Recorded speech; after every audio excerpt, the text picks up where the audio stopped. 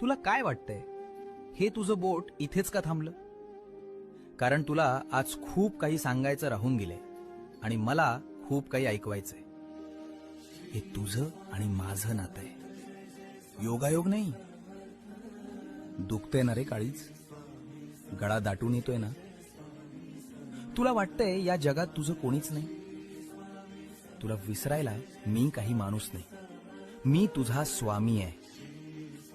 कुणाची भीती वाटते तुला? त्या संकटांची ज्यांना मी माझ्या पायाशी ठेवतो. उठ आणि डोळे पुस.